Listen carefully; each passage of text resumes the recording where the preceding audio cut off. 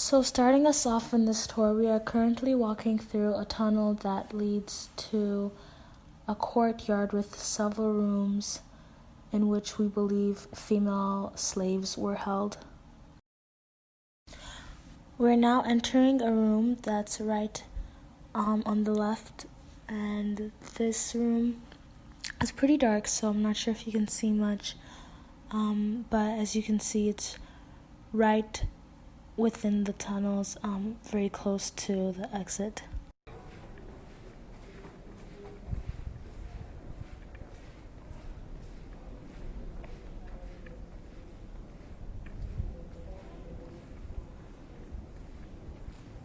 So now we are going up a part of the female slave dungeons that had stairs connected to them and were used to connect to a room upstairs on the 3rd floor. And here we are. This is the staircase. You can see the staircase led directly from the upstairs chambers down here to the stairs and into the female slave dungeons. And this is where female slaves would stay. And if we exit this room, we are now in the inner courtyard. So we are now exiting one of the female slave dungeons and entering another one that was used. And in this room there are plenty of bats, so I don't think we will be entering the room, but here's a view. The interesting aspect of this room is that there's actually a doorway that connects it to the room right next door, which we are now entering. And over here we will see that this is the door to the room that we were just previously in. And here is the room that we are now currently in.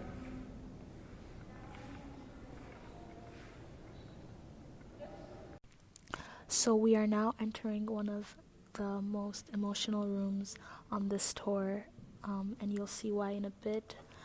So now we're walking through here, and if you look below, you'll see oil cans and pieces of cloth on the floor that were placed here to commemorate the people whose lives were lost here and who were imprisoned here. We are exiting the inner courtyard through the tunnel. And over here we see a group hard at work. Hello. Another group member.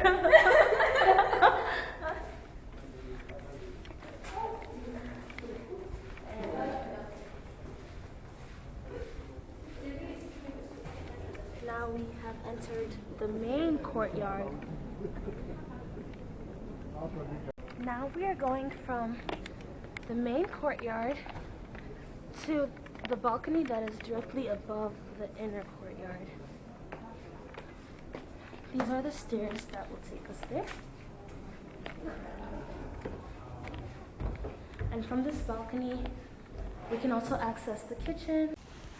We are now walking up the stairs to the 3rd floor of the castle. So, right under us is the female slave dungeons. And this door leads to a staircase, the one that we went through earlier. And over here, okay, so here's the courtyard. Hello! Thanks, Jill.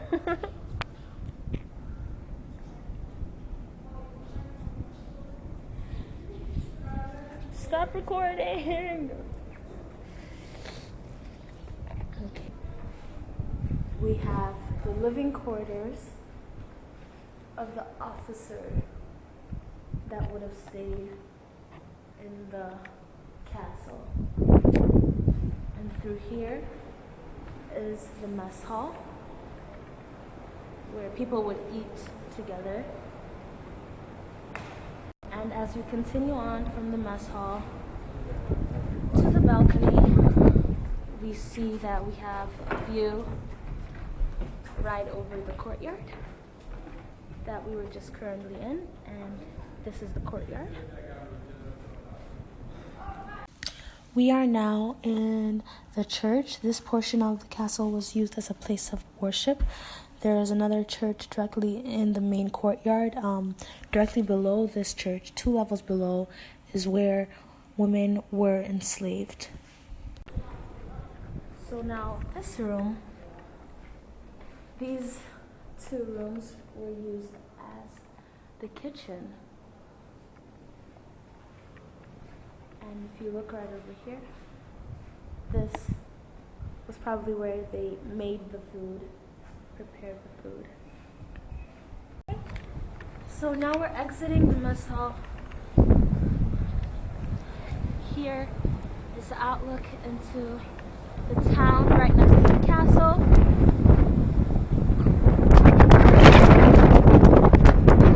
And now we're just walking along the wall of the castle.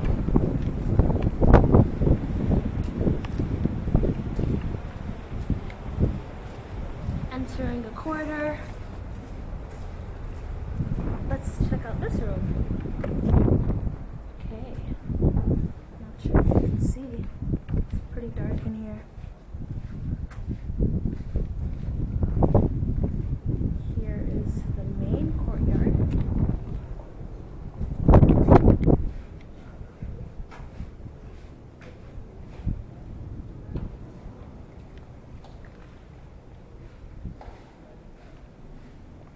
Not sure where we are right now. Okay, this door is closed. Turning back around now. Continuing on. Here is the outer edge of the castle. There's the ocean. Most of these doors are locked from the outside, so unfortunately we can't access that.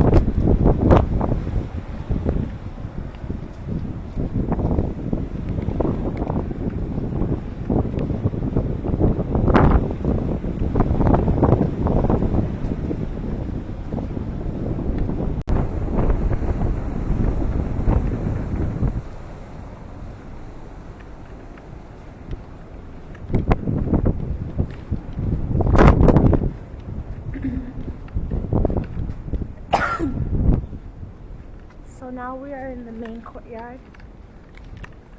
Over here, to my right, is the Portuguese church.